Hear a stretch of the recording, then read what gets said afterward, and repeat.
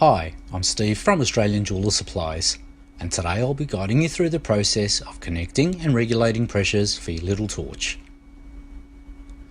I've pre-connected everything, connected the LPG regulator to our LPG swap and go bottle obtained from Bunnings, and connected the oxygen regulator to our oxygen bottle which has been obtained through BOC gases.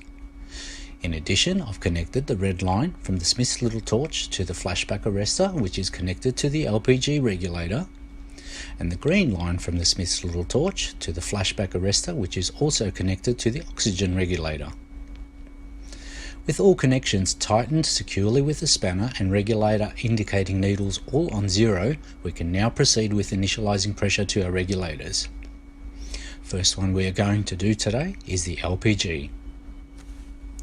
The first step is to turn the black control valve on the regulator to the left, anti-clockwise all the way until it comes to a complete stop and will not go any further.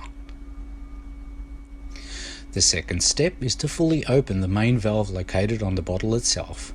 It is perfectly normal to not have any activity yet on the regulator as we are yet to open, regulate outgoing pressures, so don't panic. The third step is to open the red control valve on your little torch. Just a quarter turn is enough. This vital step will allow gas flow through the line from the regulator to the torch.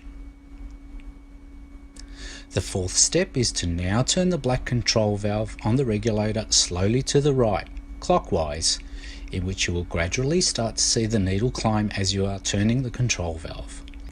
We will be setting our regulator to 200 kPa, as this is more than enough pressure for all your soldering and melting requirements. The final step is to close the red control valve on your little torch. And there you have it guys, the LPG regulator has been initialized and is now ready for use. So now we're just simply going to repeat the process on the oxygen regulator. The only difference you will notice is the oxygen regulator has two dials, one being actual oxygen content in the bottle and the other being for outgoing pressure to the torch. Repeating the steps as we did earlier. The first step is to turn the black control valve on the regulator to the left, anti-clockwise all the way until it comes to a complete stop and will not go any further. The second step is to fully open the main valve located on the bottle itself.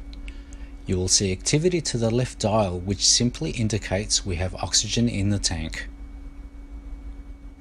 The third step is to open the green control valve on your little torch. Just a quarter turn is enough to allow oxygen flow through the line from the regulator to the torch.